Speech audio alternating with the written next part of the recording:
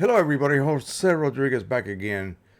It's very important that we learn as much as possible about the printing process, even the stuff that's happening behind our backs, because otherwise you may make some silly mistakes thinking it's okay to do certain things. And I don't just mean, learn how to properly use color managed workflow, nail it down, use something simple like QImage, which takes care of all of that very difficult color management garbage for granted, and it sets it up for you automatically. That removes all of that worry from your printing process. You will always get repeatable results and you get what you expect to get. As long as you have your monitor properly calibrated, QImage will set up that color managed workflow. Everybody, including myself, sort of forgets about how to set it correctly, meaning that if you are using a custom paper profile or the OEM profile and you choose that paper on your driver and you tell QImage you want it to control color, it will turn off color management in the driver because both of them cannot be controlling color, if you will. It is highly recommended that you tell QImage to always control color. It will pick the correct profile for you. Almost. It depends on how many profiles you have. But you will no longer have to search through hundreds of profiles like I used to have to do. It was a real pain. At this point, you can actually save all of your correctly set settings for future use and recall them. Any combination, I have 17 printers now, any combination of printer, ink, paper, layout, border, width, whatever you wish can be saved and can be recalled so that anytime you want to print on XYZ printer with XYZ paper and whatever inks you originally used, it's just a simple push of a button, recall that setting, and you're set. You are going to be getting a correct rendition. Okay? Assuming that when you save those settings initially, you were getting a correct rendition. Well, okay, so this brings me to a topic I just recently read where someone, and if you are watching this, please don't feel offended. Someone has a 3800, I think it's a 3800 or a 3880, and they need some inks and they are refilling. So why not just use some other ink? Now, why are you using a 3800 or 3880 or P800 or any pigment-based ink printer? Because you want to have longevity. You want to have the longest lasting prints ever. Okay, even with third-party inks. Now, keep in mind, and this happens quite often, that if you had a glossy print printed with a dye ink printer such as the one behind me, and then the same equivalent image printed on a matte paper or any other kind of, even glossy for that matter, but on a pigment-based printer, of course the dye-based ink print, assuming everything is correct and the output of both prints is pretty close to being identical, the dye ink print is going to look brighter and with more pop, but it's just not going to last as long as the pigment ink print. So it comes time to refill and you look around and you don't have sufficient pigment inks to refill that cartridge with, and it strikes you, hey, wait a minute, I happen to have some EcoTank inks here with me. Let me go ahead and don't do that. First of all, just because it's yellow and that's the ink that you need to top off that yellow pigment ink cartridge, it's not going to match. Yellow is not always yellow, it's not always yellow, it's not always yellow. Yellow inks differs depending on what the formulation is for a particular type of printer. So just because it has a Y, it's supposed to be yellow. Well, no. Here are 3 yellow inks and they're all different, okay? And yet they are yellow pigment inks. You have to use the ink for which that printer's yellow formulation asks for. It has to be matched to whatever that particular inkset calls for. You cannot replace it from another yellow.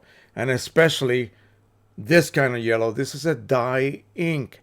And you're trying to top off a pigment ink printer. I know it makes sort of sense, the right sense that, yeah, it should work, but it does not, okay? It does not work. Now, on an Epson printer, yeah, those printheads are built like tanks.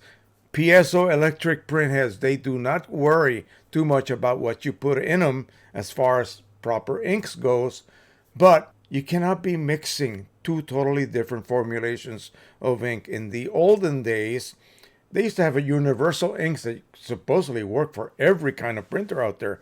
And you go to the office supply store and you can pick up a universal refill ink set. Baloney, that doesn't work today, this day and age. You have to use the proper formulation for that particular printer. That might be the actual chemicals that make up that ink base. That may also mean the viscosity of those inks. It has to have the proper viscosity and many other factors. Okay, so you cannot just add this. Sure, it will work, but things will be off. You'll be, noticing weird outputs. Okay, for example, in the older Epson printers, we use magenta and light magenta. Then comes the printers that utilize vivid magenta and vivid light magenta. Well, you cannot put those vivid inks on a regular printer that does not use vivid inks. Your colors are going to be way off. Even if you are able to profile the living daylights out of that particular paper and the new inks that you have decided to use, it's still not going to be the proper output. It's going to be way off. Your reds are going to be way too red. Your oranges are going to be ridiculous.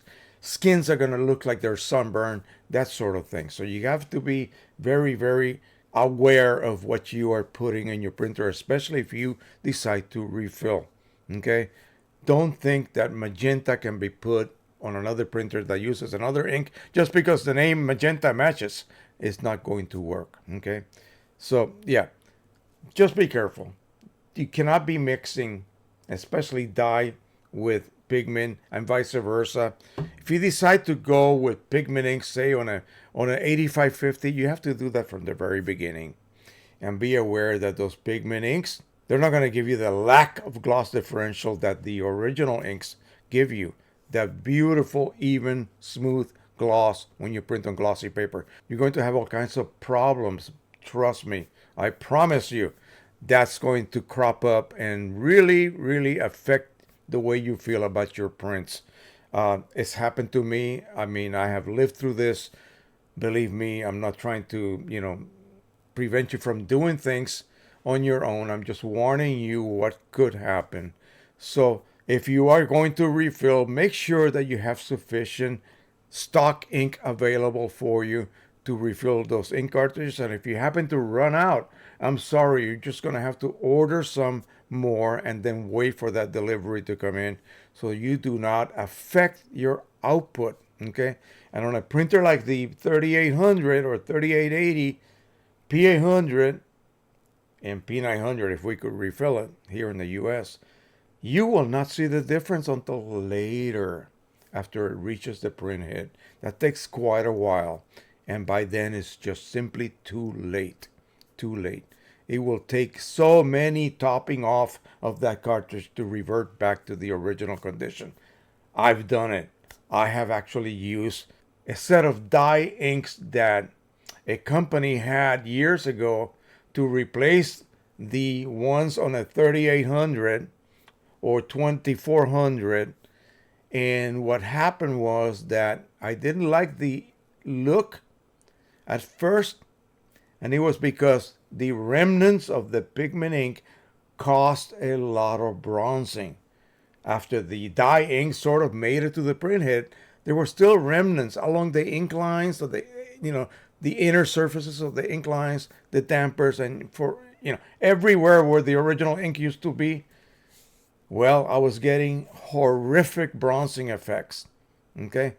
And eventually it went away, but it was like almost a year and a half later it got to the point where I just didn't want to use that printer any longer. The idea of having a die-based system on a pigment ink printer was, of course, to eliminate gloss differential. Well, I did eliminate the gloss differential, but I introduced one hellacious problem with bronzing, and that's that metallic looking, brassy looking look, reflections and weird effects that you get on certain papers. It was a huge mistake in my part. Yeah, of course, I was testing everything under the sun back in those days and reporting to you guys what the results were, because everyone back in those days was experimenting. These were the early days of refilling. Today we have basically brought it to the point where it's pretty much foolproof if you do it correctly. The inks are so good by some manufacturers that will allow you to produce magnificent looking results, good longevity even, at a much, much lower printing cost. So I'll leave you with this last little bit. Don't experiment with other inks that are not meant to be mixed, okay? Especially dye versus pigment or pigment versus dye. Yeah, if you're going to do that, do it from the very, very beginning and only on an Epson printer. Canon printers, they're not going to be very happy you messing around with the ink palettes that the printer supposedly comes designed for. So don't be experimenting too much with your Canon printers, or you're going to end up having to possibly buy a new printhead for your printer because it will be fried. All right, that is it for now. Thank you so much, as always, for watching, and of course, share, like, and don't forget to subscribe if you haven't done so already. And until the next time, as always, happy printing, everyone. Bye bye.